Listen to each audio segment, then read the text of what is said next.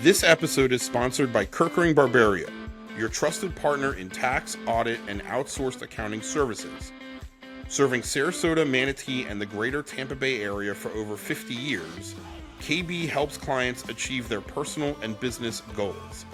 Visit kbgrp.com to learn more. Hello, and welcome to the Business Observer from the Corner Office podcast. I'm Mark Gordon, managing editor of the Business Observer. Today's guest is LaShawn Bates, managing director of JLL in Tampa. We're going to do things a little bit different here in 2025, kind of start things off different in this new year.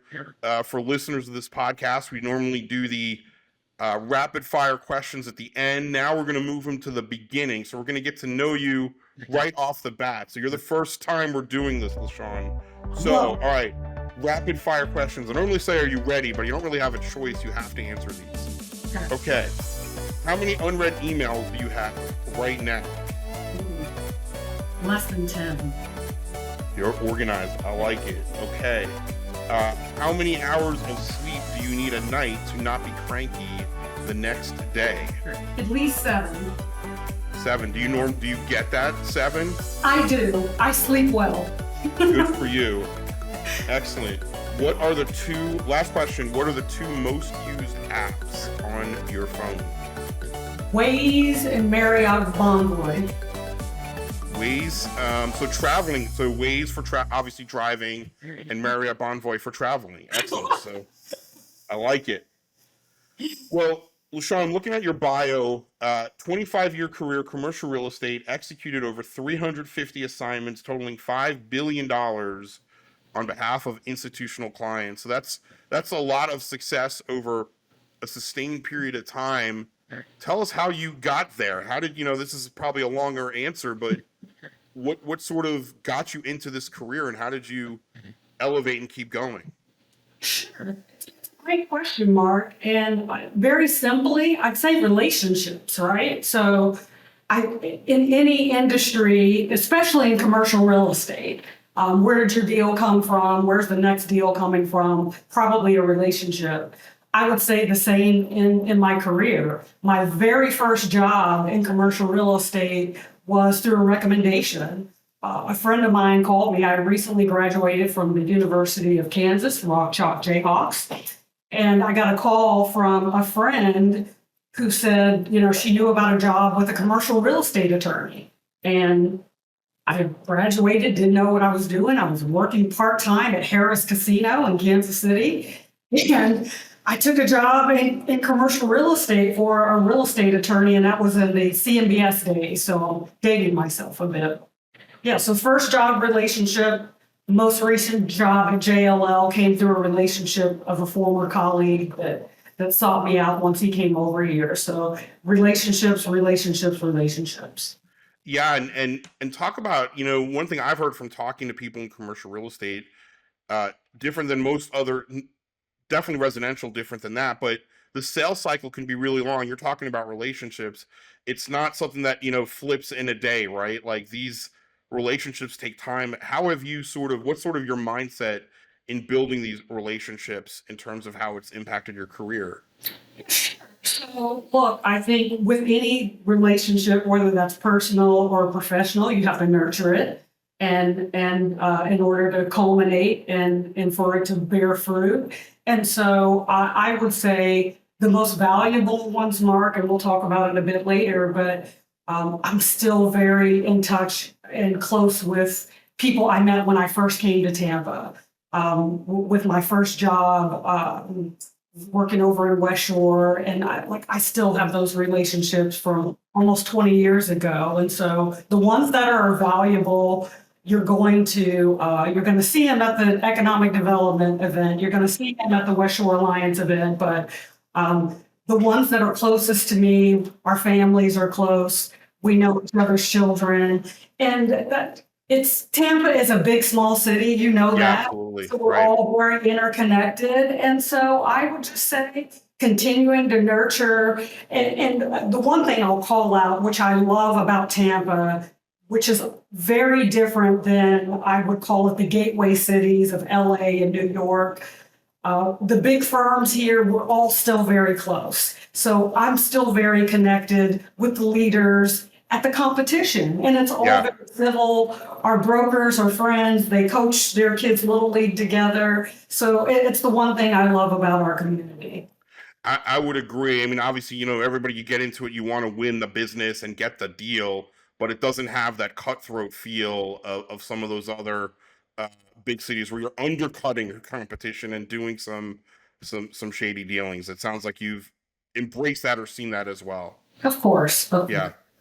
So tell me about Tampa and JLL. How long have you been with JLL, and what's your role there now? Sure. So I came to JLL in September of 2019. So think about the timing here. Yes. After a very long career at Cushman and Wakefield. So I was Right. with it for 12 years on the investment sales side of the business, which had a very great run there. And so again, through a relationship that I had, there was an opportunity, and I just got to the point in my career, Mark, where I had done a lot of transactions all over the state of Florida, from Jacksonville down to Miami, ton of office and industrial sales primarily. And I just got to this point in my career where I wanted to do something different. And an opportunity, a leadership opportunity came here at JLL in 2019. And it was just really at a lunch and talking about strategy with one of the leaders here. And it was kind of risky, I would say, at that time, not knowing what was happening in the 6 months to follow. But it was risky for a lot of other reasons. And I'm glad, looking back, that it's a risk that I took. But I came over here and started out as an operations role, and it's really getting behind the hood, running the revenue side of the business, operating a business. And today, that's evolved into my complete accountability for JLL's brokerage business in Tampa, Orlando, and Jacksonville. So on a day-to-day basis, I oversee between 45 and 50 brokers who handle office, industrial, and retail leasing for our clients. So that's what I do on a day-to-day basis. Yeah, you went through that kind of interesting career challenge, right? Where I think some people have that before they become the leader or a leader.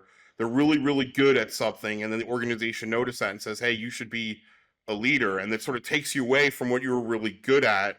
Was that one of the risks that you had or thought about in terms of your career?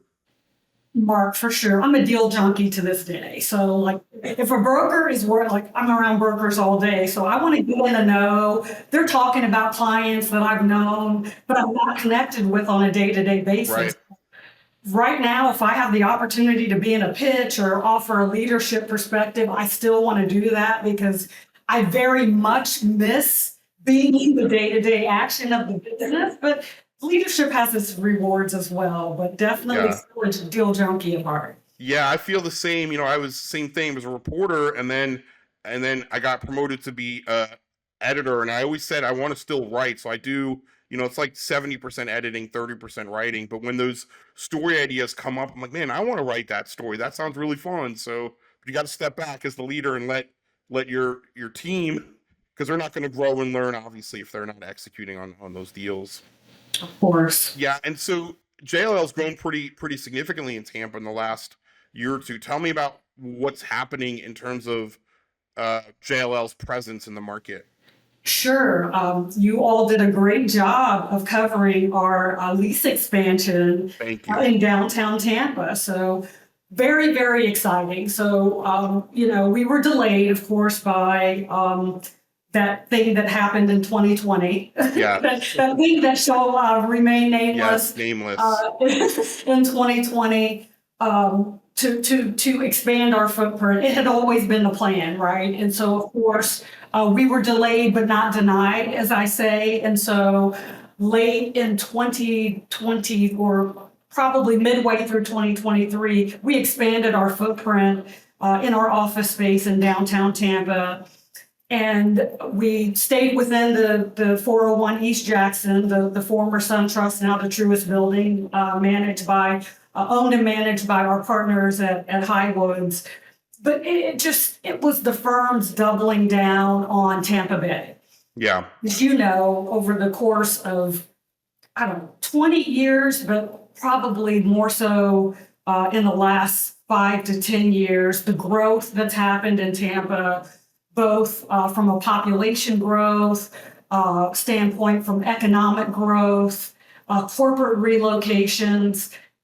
JLL believes in Tampa, and what better way to demonstrate that than to expand our footprint here? And so what we did, Mark, was we brought together multiple service lines. We had a hotels business operating in Ybor City. We had a servicing group operating in Clearwater. We had remote folks who were in sustainability, people all over Tampa. In addition to our core brokerage team and investment sale and capital markets team, we brought everybody together. And I can tell you wholeheartedly, I underestimated the value in bringing all of the team members under one roof together. It's been incredible. Yeah. So underestimated in terms of they're able to just be collaborative together, talk to each other, figure things out easier. Absolutely. And I mean, even more foundationally, we shared clients that we didn't know we shared because your sustainability person is advising with their core team. Our brokerage team is here in the office. Our workplace team is scattered. And so bringing everybody together, we call it One JLL. That's our collaboration term, but it's not so easy to measure in terms of revenue, but I see the people showing up in the office. Mark, for the first 90 days, we would have people calling into the receptionist saying, hey, I work from home, but I want to come in the office and just be a part of what we're building. And so our all brokerage meetings have a ton of people in, and we're just collaborating, sharing ideas, and winning for our clients. Yeah. Sometimes I hear all the time culture is hard to define when it's successful, but you just sort of defined it without one word, right? That people want to be in the office. That's a good corporate culture, a great corporate culture, obviously.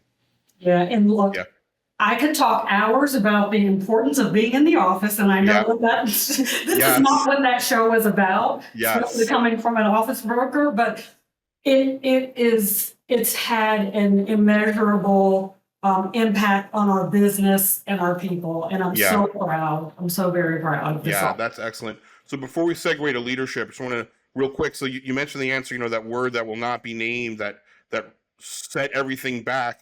How hard to believe is this? We're in January. In March, it's 5 years since that day. How wild is that? In some ways, it does not feel like 5 years ago, right? It's crazy. It's crazy. Time waits on nobody. Yes, for sure.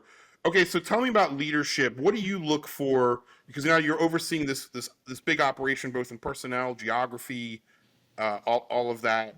And so you're obviously looking at your team, who's going to be the next person to rise up. What do you look for in leadership, and what characteristics do you look for? Sure. Personally, I focus on 3 key characteristics: humility, high level of emotional intelligence, and resilience. And so I'll give you an example of all of those rolled up in one, and it's going to be football related. It's going to be Kansas City Chiefs discussion. So think about the Super Bowl earlier this year. If you were watching, I think Kansas City had gotten behind. Travis Kelce was on the sideline, visibly upset, right? He's snarling at Andy Reid. He kind of bumps him, right? And Andy kind of takes a jog back, and the media and the camera and the reporters are, what's going on? What's going on? So, of course, the story ends well because they win the Super Bowl, and so it has a happy ending. But if you saw Andy Reid's response the next day or later that evening in the press conference, he talked about Travis, and he laughed it off and said, Travis is so competitive and he's so driven. Travis just wants to win. And this is the guy he wants on his team. And so what did it take? When you have all the reporters and all the media saying, oh my gosh, is Travis going to be punished? Is he going to be fined? What's going to happen here? Andy took the pointed out exactly the case. Travis is very passionate. He's very driven.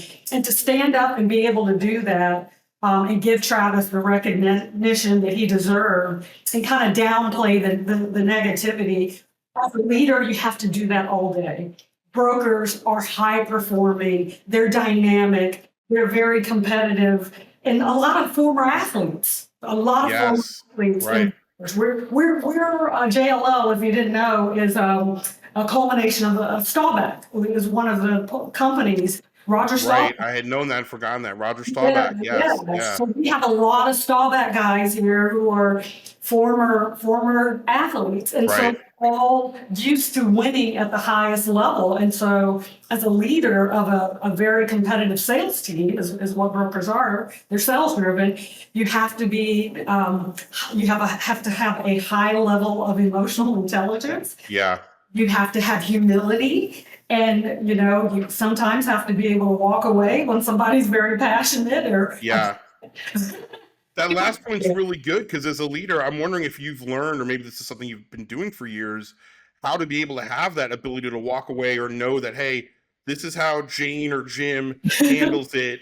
And Travis, he's, an all pro. So we're going to let him do or let her do his thing. Have you had to work on that side of your leadership to allow people that space? Oh, for sure. And look, you have to learn not to take things personally. People can get very animated in the moment and very responsive to whatever it is. And going back to what we started this with, relationships. When you have a relationship with someone in the boardroom, but also outside of the boardroom, when they may not show up as their best self. And so you have to be willing to take a step back and understand their point of view and where they're coming from and say, okay, I hear you. I'm going to let you sleep on that. And we're going to come back to it tomorrow, because sometimes you just got to walk away. But it's the nature of our business. Yes. So before we get into one other leadership questions, then I got another segue, because you've been in this region almost 20 years. Are you still a Chiefs fan? Did you grow up a Chiefs fan? Look at the face. Chiefs or Bucks? I think I know the answer. Oh gosh. Okay, so here's the deal. Here's how this goes down. Chiefs. I mean, I'm the old Dan Saliamua, Derek Thomas, Neil Smith. Yes. I'm old school. When our defense was good, but we had no offense, or we had the quarterback who was on his way to retire, Joe Montana and Warren Moon and all of that business. However, when the Chiefs and Bucks were in the Super Bowl, I did get the jersey with the Chiefs on the front and the Bucks on the back. Sweet, nice, yes. You were winning that day. Either way, you were winning. Either way, love it. Awesome. Okay, so another on leadership. What is a piece of leadership advice that you've gotten in career that stands out that you've utilized as a just professional, as a human being? Mark, very simply put, perform and execute what's in front of you at a very, very high level. Wash, rinse, repeat. And I'll tell you, we have become, I call it a microwave society. Everybody wants everything now. Yeah, we want it fast. We want it yesterday. We want it hot. And so I think sometimes we just lose. And for the generations, I'll say generations plural behind me, it's been exacerbated by social media.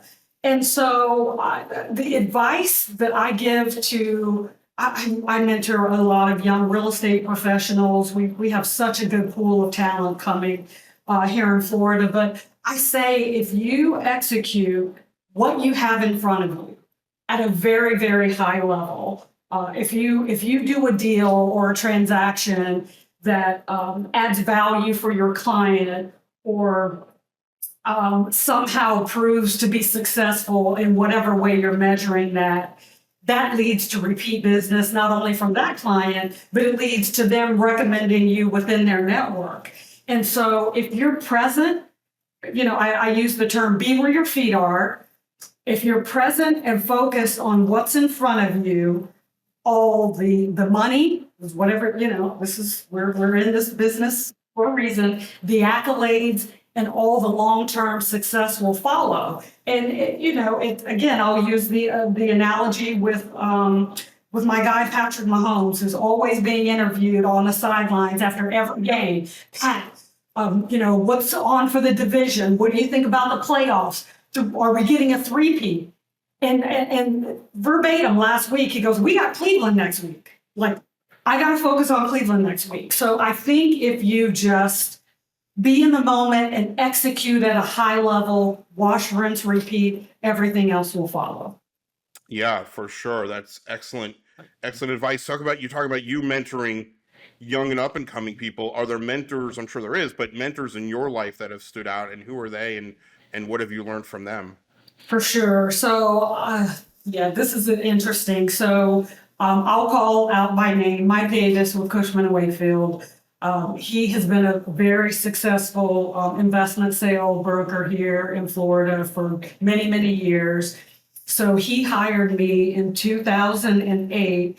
And my experience at that time was strictly on the debt and equity side of the business, CMBS lending. And he taught me kind of the brokerage business. On the lending side, everything was historical. Brokerage, everything is looking forward and how great everything is going to be. And so he really taught me to understand real estate in a different way than I had on the debt and equity side of the business. And he had a lot of success, Mark. And I'll tell you, the work ethic was tremendous. I worked a lot of hours with Mike. We spent a lot of time together.